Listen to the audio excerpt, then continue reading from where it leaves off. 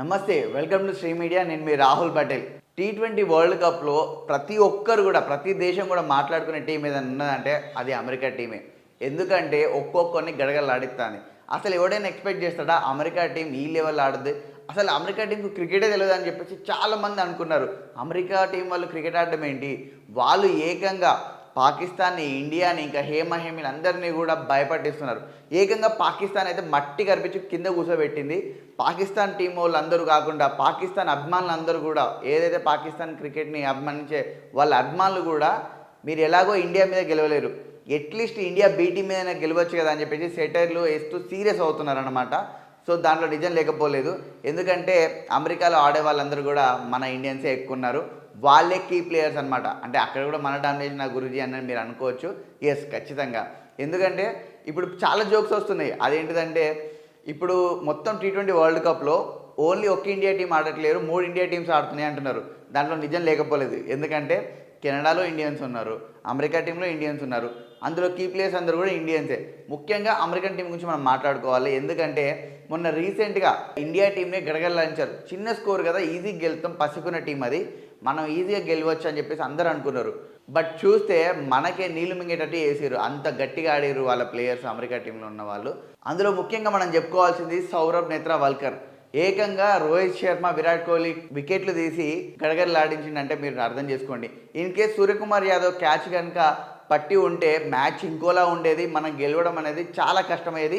America team చేతిలో ఘోరంగా భారత్ పరాజయం అయ్యేది. అసలు ట్విట్టర్లో, సోషల్ మీడియాలలో ఎలాంటి ట్రోల్స్ వస్తున్నాయంటే మామూలుగా ఫన్ లేదు. అసలు ఫుల్ ఎంజాయ్ చేస్తారు ఒక్కొక్కరు. ఇక హైలైట్ ముచ్చట ఏంటిదంటే పాకిస్తాన్తో అమెరికా ఆడేటప్పుడు H1B వర్సెస్ పాక్ అని చెప్పేసి సెటైర్లు వేశారు.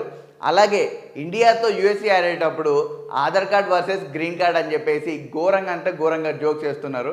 సో అందులో నిజం లేకపోలేదు. ఎందుకంటే అమెరికాలో ఉన్న కీ ప్లేయర్స్ అందరూ కూడా మన ఇండియన్సే. అమెరికా టీంలో ప్రపంచం అంతా మాట్లాడుకునే కీ ప్లేయర్ అయిన సౌరభ్ నేత్రావల్కర్ మన ఇండియనే. ఎస్, మీరు విన్నది నిజమే. మన బాంబేలో పుట్టి పెరిగాడు. క్రికెట్ అంటే పిచ్చి. మంచి బౌలర్గా పేరు తెచ్చుకొని బెంగళూరు నేషనల్ అకాడమీలో హేమహేమిల దగ్గర శిక్షణ పొందిండు. ముంబై టీం తరపున ఏకంగా రోహిత్ శర్మతో కూడా ఆడాడు. ఇంకా హైలైట్ ఏంటిదంటే అండర్-19 వరల్డ్ కప్లో కేఎల్ రాహుల్, మయాంక్ అగర్వాల్తో కలిసి ఆడాడు. సూర్యకుమార్ యాదవ్ క్లోజ్ ఫ్రెండ్ కూడా. వీళ్ళిద్దరు కలిసి అండర్-15 వరల్డ్ కప్లో ఆడారు. కానీ ఇండియాలో అవకాశాలు రాలేదు కాబట్టి డైరెక్ట్గా అమెరికా పోవాలని డిసైడ్ అయ్యిండు. తనకు భారత్ క్రికెట్ జట్టులో చోటు దక్కదని ముందే ఊహించిన నేత్రావల్కర్ అండర్-19లో ఆడిన, రంజీలో వికెట్లు తీసిన, అప్పటికే చాలామంది తమ టాలెంట్ నిరూపించుకుంటూ ఇండియన్ క్రికెట్ టీం ముందు ఉన్నారు. సో మనోడికి రాదని చెప్పేసి ఫిక్స్ అయిపోయి అమెరికాలో సాఫ్ట్వేర్ జాబ్ చేయాలని అనుకున్నాడు. ఎందుకంటే మనోడు 90%తో పాస్ అయ్యాడు. ఎట్లా క్రికెట్ టీంలో చోటు దక్కదని తెలుసుకొని తనకి ఎంతో ఇష్టమైన క్రికెట్ని వదిలిపెట్టి పీజీ కోసం అమెరికాకు పయనమయ్యాడు మనోడు. పీజీ కంప్లీట్ అయ్యాక ఒరాకిల్లో సాఫ్ట్వేర్ ఇంజనీర్గా జాయిన్ అయ్యిండు. ఇంకో కీ పాయింట్ ఏంటిదంటే అమెరికాలో తనకంటూ ఒక పేటెంట్ని కూడా తీసుకున్నాడు. ఇంకో పేటెంట్ కోసం కూడా ట్రై చేస్తుండు. అదే సమయంలో USA క్రికెట్ టీం కోసం బాగా ఆడగలిగే వాళ్ళు, అనుభవం ఉన్న వాళ్ళను ముందుగా తీసుకోవాలని చెప్పేసి సోషల్ మీడియాలో విపరీతంగా ప్రచారం జరిగింది. దీంతో క్రికెట్ అంటే పిచ్చి ఉన్న మనోడికి ముందుకెళ్ళే ఛాన్స్ దొరికింది. అయితే ఇక్కడనే ఒక ట్విస్ట్ ఉంది. 1000 గంటలు ప్రాక్టీస్ చేస్తేనే USA టీంలోకి తీసుకుంటామని చెప్పేసి USA టీం కండిషన్ పెట్టింది. అందులో కూడా ఆ 1000 గంటలు తమ ముందే ప్రాక్టీస్ చేయాలి, అట్లయితేనే తీసుకుంటామని ఇంకో షరతు పెట్టింది. మనోడికి ఆల్రెడీ క్రికెట్ అంటే పిచ్చి. ఇది పెద్ద మ్యాటర్ కాదు. ఎందుకంటే ఎంతో కష్టపడి అకాడమీలలో అక్కడ ఇక్కడ కష్టపడి అండర్-19లో, అండర్-15లో ఆడినోడికి ఇది పెద్ద సమస్య కాదు. క్రికెట్ అంటే పిచ్చి ఉన్నోడికి అసలు మ్యాటరే కాదు.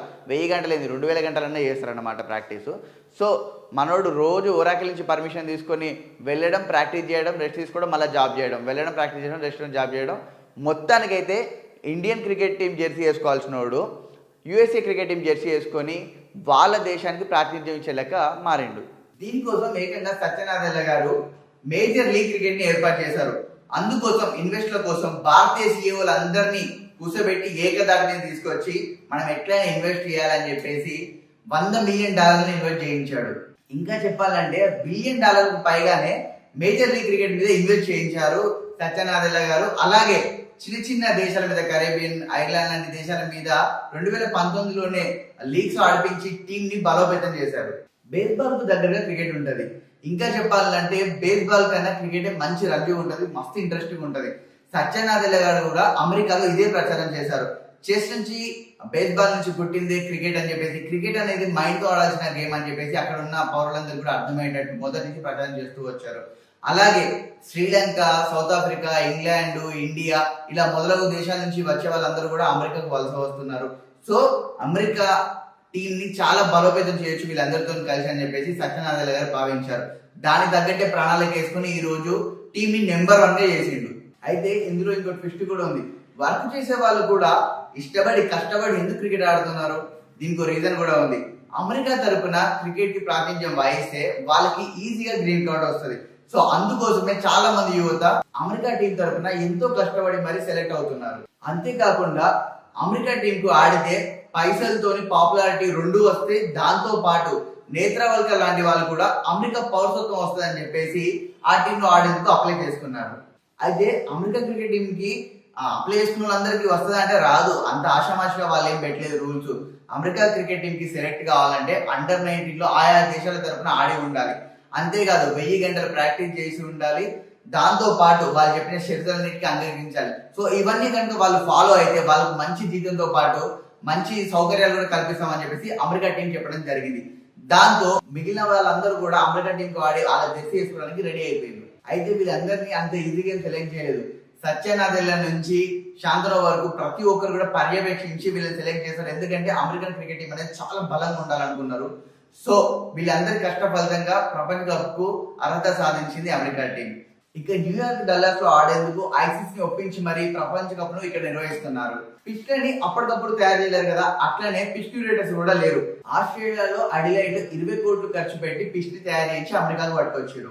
న్యూయార్క్ లో చలికాలంలో భద్రపరచడం వల్ల ఆ పైన తేమ పేరుకుపోయి బ్యాట్స్మెన్ ఆడలేనంతగా తయారైంది. ఆ పిచ్ లనే ఇప్పుడు ప్రపంచ కప్ యూజ్ చేస్తున్నారు. అందుకే డ్రాప్ అండ్ పిచ్చెస్ అంటున్నారు. అమెరికన్ పౌరులకి క్రికెట్ ని ప్రొఫెషనల్ గా తీసుకుంటే లైఫ్ లో బాగా సెటిల్ అవ్వచ్చని సత్యనారాయణ గారు అమెరికన్ పౌరులందరికీ కూడా ప్రచారం చేస్తున్నారు. అంతేకాకుండా భారత్ లో జరిగే ఐపీఎల్ మ్యాచ్ లో సెలెక్ట్ అయ్యి డబ్బులు బాగా సంపాదించవచ్చు అని చెప్పేసి కూడా ప్రచారం చేస్తున్నారు. చిన్నప్పటి నుంచి స్కూల్ దశ నుంచి ఇవన్నీ ప్రచారం చేస్తే బేస్బాల్ వైపు నుంచి క్రికెట్ వైపు మళ్తారనే ఆశతోనే సత్యనారాయణ గారు చాలా కృషి చేస్తున్నారు. సో అందులో భాగంగానే ఇదంతా కూడా సత్యనారాయణ గారు ఎన్నటి నుంచో కష్టపడి వీళ్ళందరినీ కూడా క్రికెట్ వైపు మళ్లించే విధంగా ప్రతి ఒక్కరు అమెరికా పౌరులు చాలా మంది క్రికెట్ ని ఇంట్రెస్ట్ కలిగేటట్టుగా క్రికెట్ మీద ఎర్నింగ్స్ వాళ్ళకి వస్తాయని చెప్పే విధంగా వాళ్ళని తయారు చేస్తున్నారు సత్యనారాయణ గారు. అయితే మన వాళ్ళందరూ కూడా ఆ దేశానికి ప్రాతినిధ్యం వహిస్తే అమెరికా పౌరసత్వం వస్తుందని చెప్పేసి H1B మీద వెళ్ళి మరి వాళ్ళ జెర్సీ వేసుకుని క్రికెట్ ఆడుతున్నారు. సత్యనారాయణ గారు ఎలాగైనా కూడా అమెరికా పౌరులందరూ కూడా క్రికెట్ అంటే ఇష్టమయ్యే విధంగా చేస్తున్నారు. సో ఇదంతా ఆయన చేయడానికి మెయిన్ రీజన్ ఏంటిదంటే అమెరికా క్రికెట్ లో కూడా పాపులర్ అవుతుందని చెప్పేసి సత్యనారాయణ గారు కృషి చేస్తున్నారు. చూసిరా, యుఎస్ఏ టీం గెలవడానికి ఇన్ని కారణాలు ఉన్నాయి. ఏదో ఆషామాషిగా వాళ్ళు గెలవలేదు. దీని వెనకాల ఇంతగానం ఇంతమంది కష్టపడితేనే ఈ రోజు అమెరికా టీం అనేది చాలా బలంగా తయారైంది. ఇటువంటి మంచి మంచి ముచ్చట్లు మీకు ఇంకా కావాలంటే మన ఛానల్ ని ఫాలో చేయండి. నేను మీ రాహుల్ పటేల్. ధన్యవాదాలు.